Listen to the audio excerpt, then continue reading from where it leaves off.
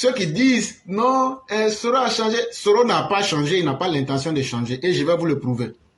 Je me porte très bien. Allez reprendre la dernière fois qu'il a parlé, c'était le dimanche passé.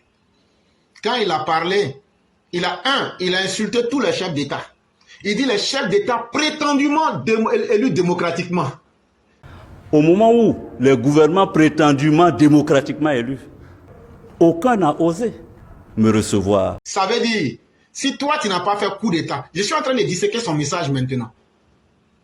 Il dit, tous les présidents, ça veut dire vous qui avez élu vos présidents là, vous êtes des fanfarons. Parce que ce que vous avez fait là, lui il chie sur ça. Tous les pays où vous voyez un président qui dit j'ai été élu par le peuple là, Soro Guillaume, à travers l'expression prétendument élu démocratiquement, il vous dit que vous, avec vos représentants, vous êtes des merdeux et de la merde. Ça, c'est la première chose. Et donc, pour vous dire qu'il n'a pas changé. Deuxième chose, il met en confrontation les putschistes qui l'encensent.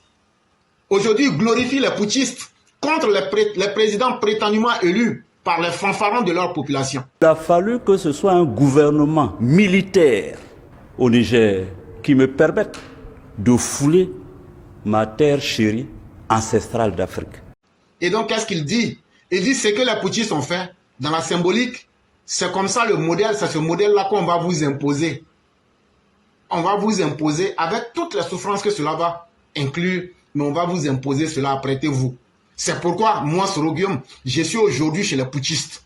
Je suis aujourd'hui au Niger pour recruter des mercenaires tchadiens.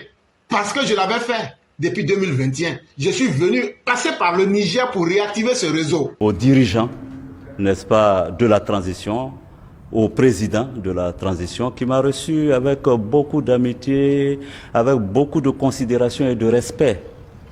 Comme quoi, on n'est jamais prophète chez soi. Et donc, cette attention particulière manifestée par le président me réjouit au plus haut point. J'en ai même de l'émotion à en parler. Et les autorités du Niger disent oui, on te l'accorde. En plus de cela, j'aurais besoin de soldats nigériens. Oui, on te l'accorde. On a déjà même des cellules dormantes à San Pedro, à Bouaké, à Abidjan et surtout particulièrement à Yopougon et Marcory. Et là, ne t'inquiète pas. Mais en plus, j'aurais besoin d'armement. Oui, laisse-nous finir la guerre à Kidal.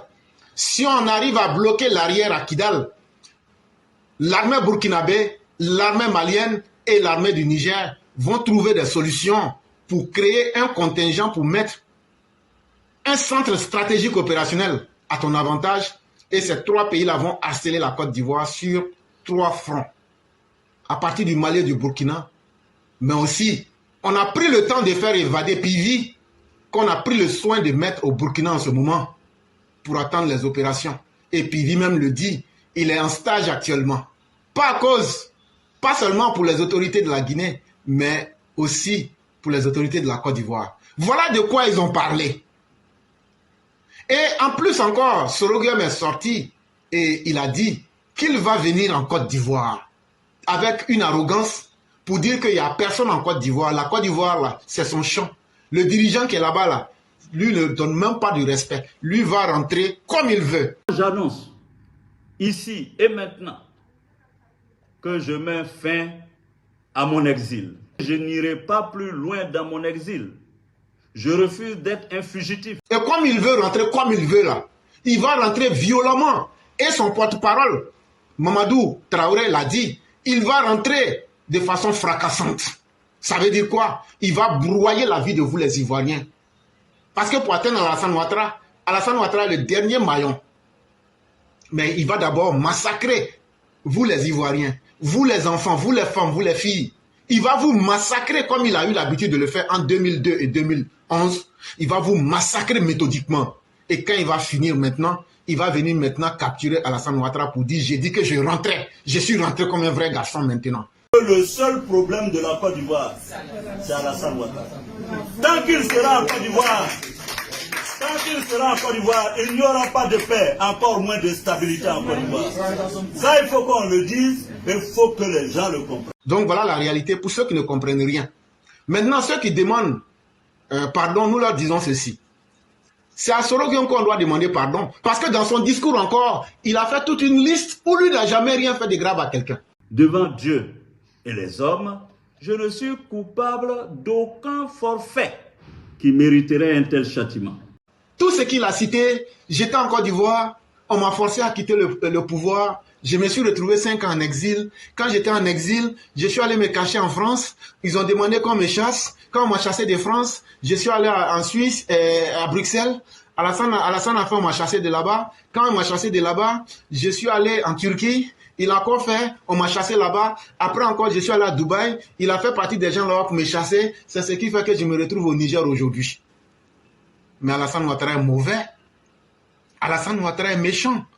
Alassane Ouattara est inhumain. Alassane Ouattara est sans cœur.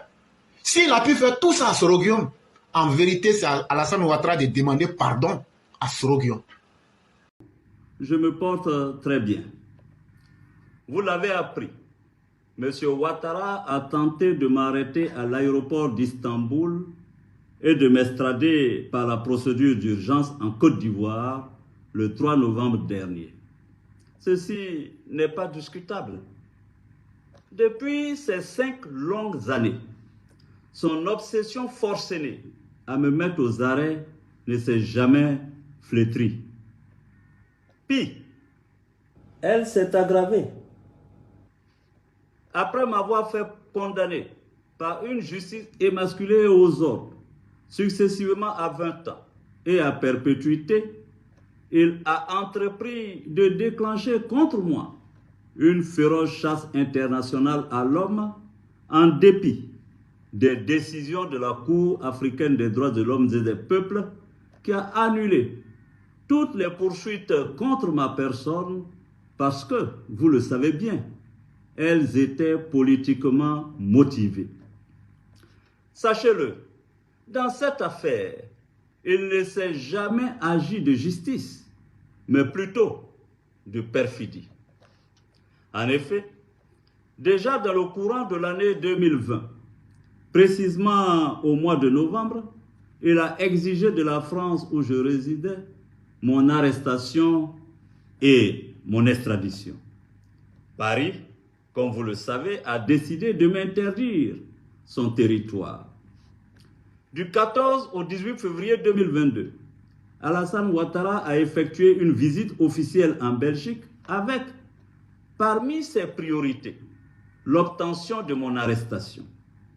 Il a expressément exigé que le visa Schengen que je détenais ne soit pas renouvelé.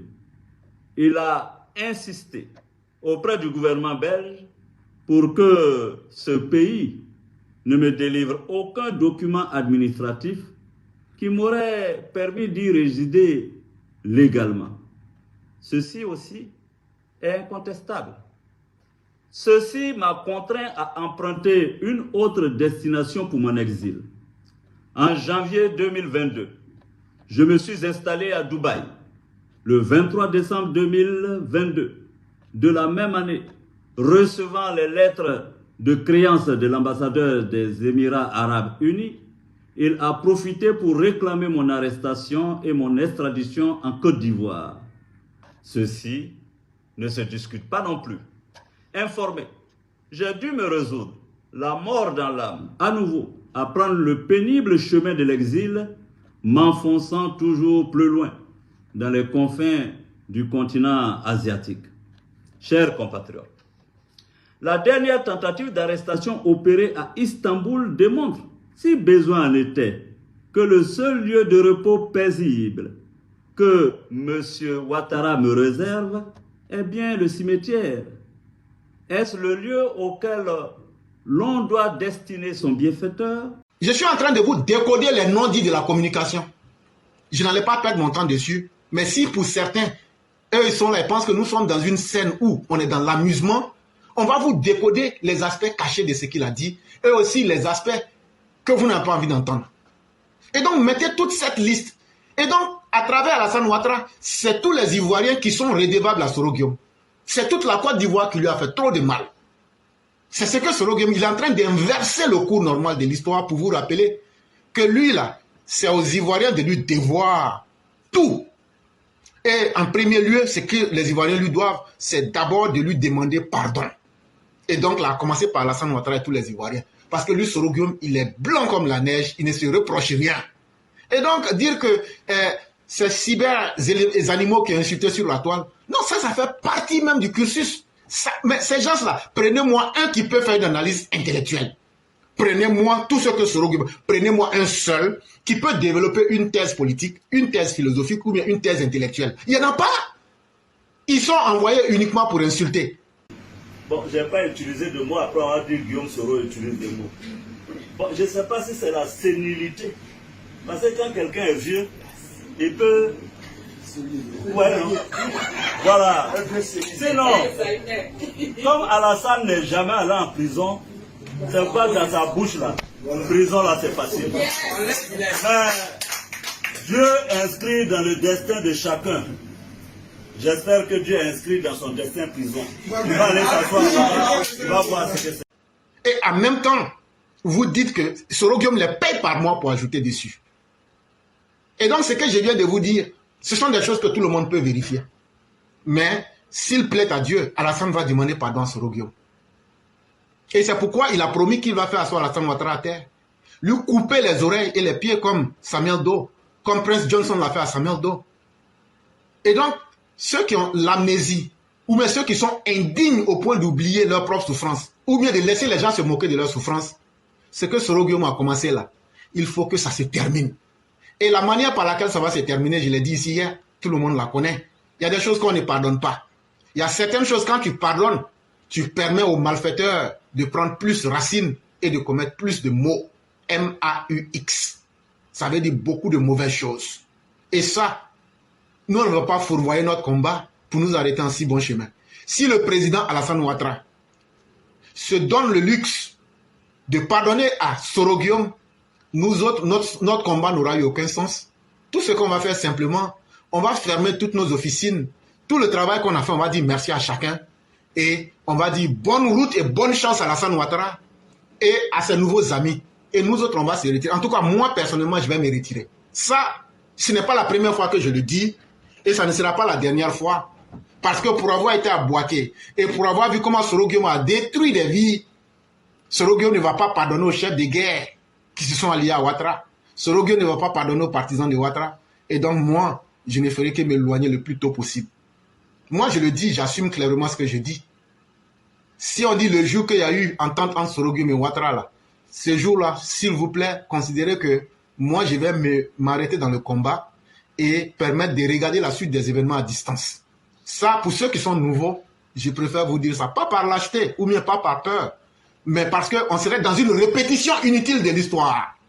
Est-ce qu'on n'a pas vu des pourparlers, l'accord de Bouaké, ils se sont donné des bises, après ils sont allés à Yamoussoukro. En Côte d'Ivoire, là, ces accords bizarres, là, on s'entend, ça ne marche pas. Ça nous ramène toujours à des guerres plus graves qu'auparavant.